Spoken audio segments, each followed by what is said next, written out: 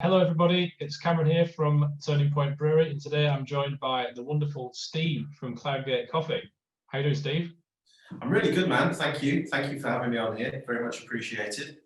Absolute pleasure. I guess if this was to become an episodic thing, then this is episode 1 of, I don't know what we call it yet, but I just thought that it'd be nice to get you in, Steve, to get you onto this television event. To talk a little bit about what you do, but before you do that, I just want to introduce why. So you may have seen on our social media over the last couple of weeks, guys, that we've been making this espresso martini stout. We've made it before. We figured we could make it a little bit better with the help of our good friend Steve and his business Cloudgate Coffee. So we've collaborated on a specific, what do you call it, blend? Roast? Yeah, it's a blend that we kind of looked at and made specifically for the beer, having looked at the beer and try to sort of focus in a little bit on the specific requirements of what we were trying to end up with. Definitely, yeah. No, I think, well, I hope people will agree that it's tasting wonderful. And just earlier this week, Steve popped into the brewery and we had a little cheeky try of the beer after only one day on the coffee beans, and it was tasting very good. It tastes a little bit better as well if you put it in a martini glass, we generally find. Absolutely, and you've got to drink it with your pinky up as well, of course. Pinky's out. I think that should be the hashtag for this beer, perhaps. Probably should have put it on the can. That's. I think the can does say on it, serving a martini glass for maximum pomposity. I think that's the phrase we've gone with. But yeah, Steve, if you just want to tell these wonderful people who you are, what you do, and where you do it. Yeah, so my name's Steve. I have a business with my business partner, John, named Cloudgate Coffee. We are coffee roasters in the heart of Yorkshire. We have our main roastery in Haworth in West Yorkshire. And then we've just opened a new head office site in Thirsk in North Yorkshire. We've got a brew store in Thirsk as well, which is absolutely wonderful. And you can come and see us at either of those sites and taste all our lovely 16 single origin coffees and our range of blends. The other thing that we do is we make very specific and bespoke blends for other businesses, such as the wonderful Turning Point. My background's sort of hospitality and a little bit of mixology as well. So when I have an opportunity to play around with mixing single origins to make something a little bit different and a little bit special, that's right up my street. So, looking at the Gravedigger's biscuits there, it's a dream come true, really, for me. Two of my favourite things in the world, craft beer and coffee. Yeah, I guess that's very much like your two worlds colliding, isn't it? So I guess, well, I don't know how you got into this industry in the first place, so perhaps it's a good place to start is how did you get into the world of drinks? World of drinks, wow, okay. Well, I guess that's where we are, isn't it? Yeah, absolutely. I mean, so from being sort of at college, I always worked in pubs, etc. I went to catering college for a little while and went down the sort of chef route. Kind of figured people are always going to need to eat, they're always going to need to drink, so it was a decent place to start. Bobbed around the hospitality trade for quite a long time. I've done everything, like I say, from chefing to bartending to mixology to managing and all points in between, really. Bowed out for a little while and went into the rather more serious world of HR and payroll and finance, which, although it pays the bills, in half dull, you know what I mean? Doesn't really work with beards too well. And I opened a venue in York, which is where I met my lovely wife, Justine, back in 2017. Ran that for a little while, sold my stake in that business and more than anything to sort of focus on family life, etc. And had a bit of a hankering to sort of carry on in the industry without, being too close to it, really. I've always loved coffee, and I've known John, my business partner, for many, many moons.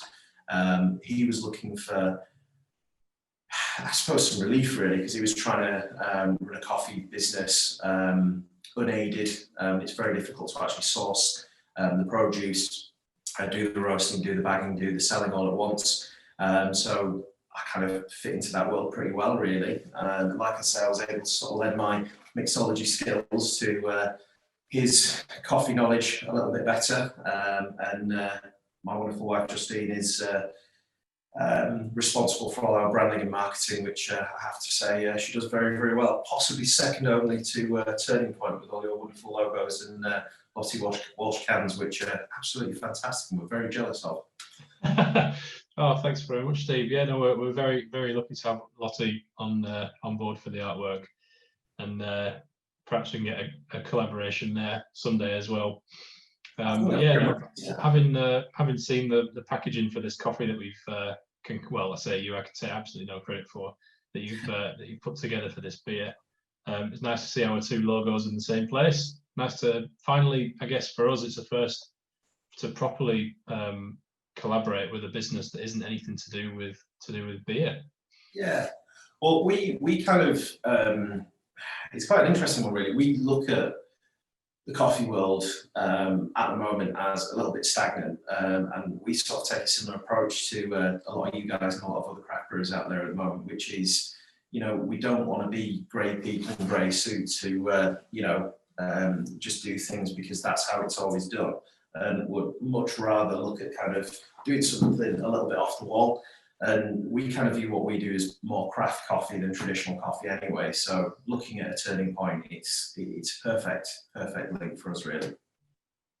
Yeah, it's really interesting. And as a bit of an outsider of the coffee world, I can sort of see that seems to be, especially over the last perhaps 18 months, 2 years, seems to be a really burgeoning thing, where it's about independence and batch size and keeping local and that sort of thing in a way that I've not seen, again, as an outsider in coffee before. So yeah, it must be a really exciting time to be part of that coffee world, I guess. And maybe a follow-up to that would be, for a lot of breweries have got quite regular followings. Do you see that in the coffee world? Is there sort of like a forum, an active sort of passionate fan base sort of blossoming for coffee in that way? I really think there is. I mean, there's a lot of very traditional coffee roasters out there who will remain nameless, and they obviously for a long time had a very easy ride of it, and people would look at it and go, coffee's coffee. You know, perhaps they would look at it and go, oh, that's a South American coffee, that must be better than anything else. And realistically, a lot of the coffee that's out there, it's just not a good product. There's a lot of poor grade and poor quality coffee that's pushed down to people's throats because it's high in caffeine and it's cheap and you can bulk out produce with it, whereas we don't like that. We see it very much as a purist thing, and we would rather work with very good grade, very good quality produce, and put that out onto the market. And I think as time goes on, similar to beer, people are becoming a lot more educated on not just types of coffees, not just origins, but how blends are made up. And once upon a time, it was a big secret of the different coffees that went into each blend and all the rest of it. And people are starting to embrace the idea of actually putting percentages of which beans are in each blend and which origins are in there. And I think that's a really important thing, and I think it's a really cool thing as well. And with that, I think there's been a bit of a resurgence in people trying different brewing methods as well. So rather than just going for your traditional flat white or latte, there's a lot of people going back into the AeroPresses and the brew sticks and the pour overs, which to me is a very exciting thing. Coffee should be accessible.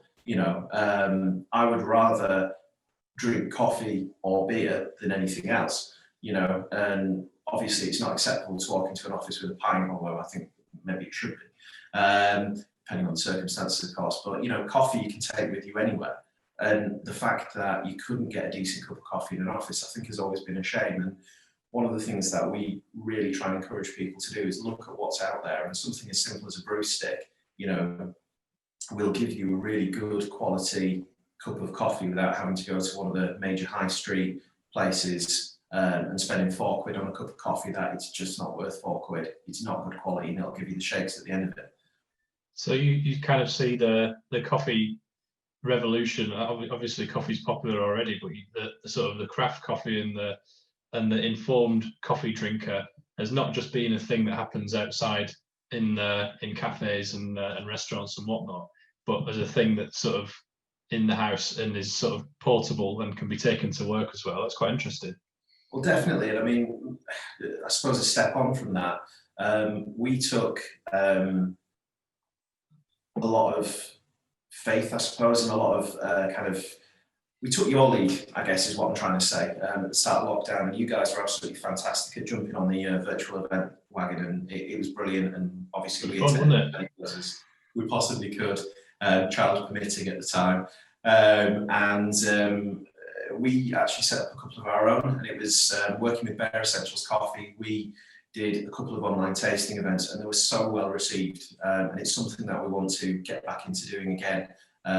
We literally sat there and we tasted 5 different coffees, looked at different brew methods, and answered a lot of questions that people had. And it was amazing, some of the simple things that we could answer about what's the difference between an espresso grind and a cafetiere grind, why can't I put a cafetiere grind in an espresso machine, that kind of thing.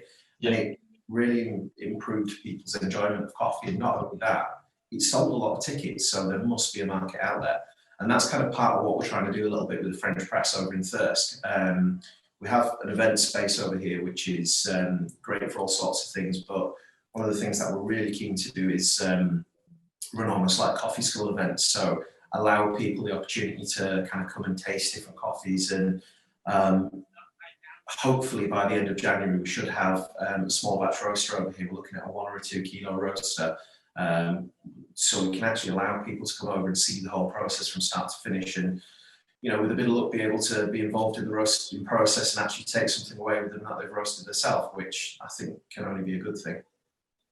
Definitely, yeah, that's wonderful, and I like the idea of that tasting event, and the fact that it was really popular as well shows that people are treating coffee in the same way that they treat craft beer. There is definitely a crossover there. Beer can be beer if you just want to get drunk. Coffee can be coffee if you just want to wake yourself up in the morning. But if you want to seek a little bit further into that, there's definitely a whole different world. And I think that's probably what you and I both, in our respective businesses, try and achieve. Yeah, that's really interesting. I hadn't quite considered just that, that people might be open to like a coffee tasting in that sort of way. Might have to sign myself up for the next one. Yeah, definitely, man. Definitely. I think maybe we could, see if we can team up and do something. Yeah, that'd be wonderful. Someone agrees, whoever this speaks. So yeah, let's move on, I guess, to how did you and I come into, how did we meet in the first place? I really can't remember. I think there was a few beers involved, to be honest. I think is the case. That explains the memory loss there, doesn't it? Yeah, I think we've loosely sort of known each other for a few years, because I used to drink in some of York's wonderful establishments, such as the Maltings and what was the name of the one on Micklegate? The Falcon? Falcon, yes. I used to come in the Falcon Tap a lot. I used to really enjoy the beer garden there. It's such a shame that place is no more. Sorry, hi. That's just very important delivery. But yeah, so I think I'm assuming that's a beer. That's coffee. That's beer. Oh, well done. Yeah, so I think we've loosely known each other for a few years in passing, but not to any sort of real end. And then I know Katie quite well through Brewdog and sort of various social circles around York, and she is quite a fan of our coffee as well as beer in general, and suggested that I drop you guys a message and see if there was anything that we could do. And I guess it's come full circle, because here we are now with a wonderful beer in production. Definitely, yeah. Yeah, in fact, that jogs my memory a little bit. I think Katie, my sister, mentioned you guys, you in particular, actually, that you'd been into Brewdog, or you'd been in a couple of times, and I think she put us in touch. And then I think you came around to the brewery. But yeah, like you say, I think we've probably been sat drinking pints in the same room for maybe 4 or 5 years. I don't know. Yeah, think about it. It's quite a small place. Yeah, absolutely. And then obviously when the tap room opened, I think we were pretty much one of your first customers, to be honest with you. I think so, yeah. Which was quite nice. And then we come over as often as we possibly can, and we're looking forward to some substantial meals being served at the tap room, so that we can come back very, very soon. Definitely. Yeah, oh man, I can't wait. Can't wait to get the tap room back open. Yeah, there you can see. Maybe if you can get the Stroopwafel beer back on, then we can call that a substantial meal. I think that was a substantial meal, wasn't it? Yeah, I think 15% was just about right for that beer. I think Yeah. I think if you'd turned it up a little bit more, I just wouldn't have been able to. I was going to say enjoy it. I'd definitely enjoyed it, but I'd have been on the floor enjoying it. Well, those sorts of beers, they almost don't deserve the alcohol because you want to drink more of it because it's so sweet and dessert-like and lovely, but the alcohol is sort of hidden behind all of that sweetness. Definitely. But yeah, I think that beer is definitely will be on the cards again at some point. Yeah, I mean, funnily enough, talking about beer and food, my wife listens to a podcast where they talk about if it was your last meal on Earth, what would you have? And we were discussing kind of, what the start would be, what the main course would be, etc. And we both came to the conclusion that one of your beers would be the actual drink that we had to accompany it. And I have to say, I settled on Disco King because I can't think of anything more refreshing and kind of satisfying if you were sat there at the end of time, just That'd be good, wouldn't it? I mean, I think that's perfect. As long as they let you have a few of them. If it was your last ever beer and you were like, oh yeah, this is going down far too easily, then you're like, oh god, my last beer ever, I just rushed it. Yeah, no, that was it. That was the last one. Maybe that's it. Maybe you want something a little bit warmer, so you don't, it doesn't quite satisfy you just as much. Definitely. Oh, that's quite funny. So yeah, I guess with this particular beer, something that we brewed last year. I think it was as far back as last June the beer came out, because I always remember that because it was the first pint I had of the weekend of my stag do, and it was perhaps the best way to start a trip to Poland is to start in the Fossgate tap at 9 p.m. ahead of a 4 a.m. flight and have a pint of beer that is high in alcohol, sugar, and caffeine. So it is a real buzz of a beer. But I guess if you're trying to emulate a cocktail, then it's got to be rich, it's got to be high in alcohol, and it's got to be full of flavour. And that's what we really, really wanted to do with this beer. I guess where it came from, you may or may not know this. I can't remember if I mentioned it. Luke, the brewer at Turning Point, and myself, also a brewer at Turning Point, was sat in the Three-Legged Mare having a pint of our beer, Dark Matter Custard. And yeah, it was there. We were like, this is a bit of coffee away from being a wonderful espresso martini, and it really was. Like on cask that beer, I think we were sat with Tom and Grace from Liquid Light Brewery, and we were like, this is some version of this. And that beer was 7.5%. So we ramped up the ABV, added a load more chocolate malt, chocolate, vanilla, and obviously coffee as well. And it was such a well received beer. But at the time, we were still at our old brewery in Kirby Moorside, and that was only 1,500 litre batch or something like that. And then this time, obviously, we're in Knaresborough, so the brew is, I don't know, whatever it is, 4,000 something litres. And this will be the first time that Gravedigger's Biscuits goes into cans. I'm very, very excited. As we're recording this, I think the beer should just be about getting to where it needs to be, and Monday morning we'll be heading off for some canning. I can't wait. Steve, you'll be the first to get some. Well, after me and Aaron and Josh and Andy. Yeah. Well, I was going to say maybe if we can time it right, we can break one open together. That'd be quite nice. That would be lovely. Yeah. Well, this is the good thing. The martini glasses that we've got at the brewery are 200 ml. So that's you can share a can out perfectly into 2 martini glasses. Float a couple of coffee beans on the top. Pinkies out, cheers, away we go. We'll just need a substantial meal to go with it, and we can make an afternoon of it, maybe. It sounds good to me. But no, talking about the artwork, I've seen it, and I have to say it's a wonderful design, and also just amazing to see our logo on a beer can. I feel like that's some sort of real achievement. I feel like, when you're doing one of your computer games, etc., and you unlock like a special thing. So we've been talking about getting a canvas printed so I can put it on the wall in the office. Should be a lovely thing to do. Yeah, of course. No, we can definitely print some out for you. We'll probably have some spare labels as well. But yeah, no, it's a really simple design with stouts. I mean, sometimes we do use Lottie's wonderful designs, but sometimes a beer like that sometimes just needs something really, really minimal, and to make it, to put a bird's eye view of a cup of coffee on there just sort of makes sense, doesn't it? And some no, I'm really excited about it. And the good thing is we weren't sure at first, because as always, beer comes first, and we don't rush things out for Christmas. If it's going to be ready January 1st, probably the worst time to sell imperial stouts. Imperial? No, I'm going to say no, it's not imperial stout, is it? It's just a stout. But we wouldn't rush it. But thankfully, the beer has moved a little bit better than we thought through the fermentation and the like. So it will be out on our website from next, I think it's Wednesday or Thursday. Depends on when we can it. Perfect. Well, if it happens to fall on Thursday, that's my birthday, so I will definitely be. Wonderful.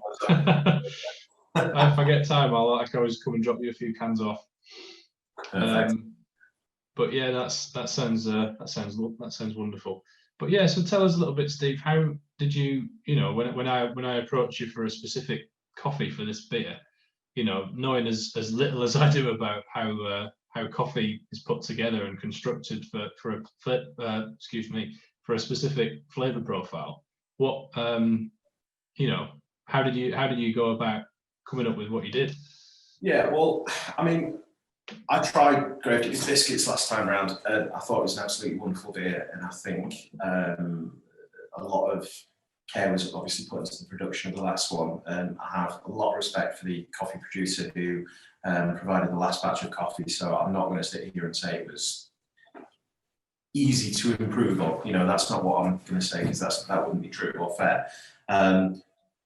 What I did do, though, was basically look at the component parts of the beer itself, and look at what I thought it needed, then went away and did tastings on our 16 single origins that we have in stock, and really sort of hone in on some of the flavours. So like the chocolatiness that I just think needs to be there. We have a particular Ugandan coffee from Omani Coffee, and that gets imported directly from the farm. So it's something that's a little bit exclusive to us, which is brilliant. But it has such a rich chocolatey taste to it that it just lends itself so well to something like Gravedigger's. And then we looked for the vanilla kind of aspect of the beer, because that came through really well last time, I thought. And I know you do obviously add vanilla to the actual batch as well, along with cacao. And I think South American coffee is fantastic for exactly that. And we ummed and ahed over two particular different coffees for this one. We settled on what I think was a fantastic Colombian coffee, which just works perfectly with it. And then it needed a little bit of body to kind of stand up against the alcohol content. So we looked at our range of Indian coffees and came up with one in particular which has a real sort of depth to it, and a little bit of spiciness to it, which from a mixology standpoint, I think kind of lends itself quite well to a martini. And then to balance it out, we had to go back to America. It needed a real sweetness to it. So we had to look at finding that sweetness from somewhere. And there was two coffees, again, that we ummed and ahed about, and one I really would have loved to have put in there, which is from Myanmar. But it's not readily available. It's one of those where I didn't want to find myself in a position where you come back to us in 6 months' time and say to us, we want to do this again. So we shied away from that. But I think there might be a special edition coffee coming at some point featuring that one. So we settled on a coffee from El Salvador, which lends itself really, really well to the Gravedigger's Biscuits. And it's unusual in that most coffee blends will be made up of 3 beans. It's quite a traditional thing within the industry. Very occasionally you'll find things that are 50-50 on 2 coffees, but it's very rare that you come across a 4-bean blend. But something with this sort of level of complexity, I think just needed that extra kind of edge. So we came up with the 4 coffees that were involved, and then we had to mess around with the percentages a little bit, and a lot of coffee was drunk, and ultimately we came up with Midnight Coffee, which is the coffee that has gone into Gravedigger's Biscuits, and I believe will be available through the Turning Point website at some point. Oh yes, of course, yeah, Midnight Coffee, and we've seen the wonderful artwork for that as well. Looks fantastic. Yeah, really can't wait to get our hands on some more. Obviously, we put all of the 12 kilos, I think it was, that we got for the beer. All of it went into the straight into the beer. So we've not brewed it yet. We've not tried it as is. And I can't wait. Should be really nice. And that was probably a faux pas on my part. I should have. No, that was us. We were like, no, we said it would be this much. We probably could have spared about 50 grams worth of beans, couldn't we? But in the grand scheme of things, it might have ruined the beer if we didn't put it in. So this is the sort of psychosis that exists in our brewery, where we're like, well, what if it does need that extra 50 grams? We can't talk ourselves out of it. So yeah, no, really excited to get our hands on some, and to get some on our website as well, and of course. But the reason, I like when you said like what you said about this needing to be a repeatable process, and the good news is that was because this beer is going to be barrel aged. So in approximately, well, between 7 and 12 months time from now, we will we'll have to get this coffee again, or well, maybe it won't be identical. We'll see. Let's play it by ear. But if we want to achieve a similar sort of flavor profile, then yes, we can't have Myanmar coffee floating around in there. So yeah, look forward to the barrel age for Steve's birthday next year. Maybe that's the benchmark. It's got to be ready for your birthday next year. Yeah, forget about Christmas. My birthday is more important. Yeah, no. The beer comes first, apart from when Steve's birthday comes around. But yeah, no, it's interesting to think as well about where all the different ingredients in this beer have come from. It's interesting. It's not, the coffees have come from so many different parts of the globe.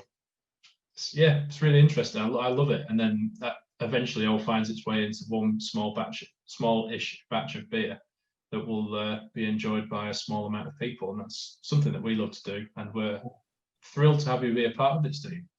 Thank you very much. We're thrilled to be a part of it too, and I guess from our perspective as well, like we do really enjoy the story of where the beans come from, and I guess I can only kind of associate that really with you guys kind of in a lot of the wonderful hops that you guys work with, because I know you work a lot with Galaxy and Citrus and things like that, and I know on some of the beer talks that we've done recently, I've found it absolutely fascinating hearing a little bit more about hops and learning a little bit. So yeah, hopefully at some point I can return the favour on one of our talks and maybe pass on a little bit of coffee knowledge. Yeah, definitely. Yeah, hops are a similar sort of process, aren't they? It's I mean, most of ours come either from America or Australia these days, where maybe about 10% from the UK as well. So yeah, there's a lot of I guess there's a lot of different component parts in a beer from various parts of the world, which yeah, that's something that we enjoy playing with. There's a lot of good stuff out there for us to use. But yeah, so where can people get their hands on your good stuff, Steve? So if people want to get their hands on our coffee, you can either visit us at cloudgatecoffee.com. That is our wonderful website for all things coffee. Or alternatively, if you visit the French press Thirsk on the internet, then you can have a look at a little bit more of our extended range of things like hot chocolates and brewing equipment, etc. Or please come and visit us at our wonderful store at 52 The Marketplace, Thirsk. Perfect, wonderful. I can't wait to get my hands on some of those hot chocolates. I keep seeing them. I must be very susceptible to coffee advertising, because I get quite a few different coffee companies come up on my Facebook. One of them I always get is yours, but I never click on the ads because I know that it costs you money. So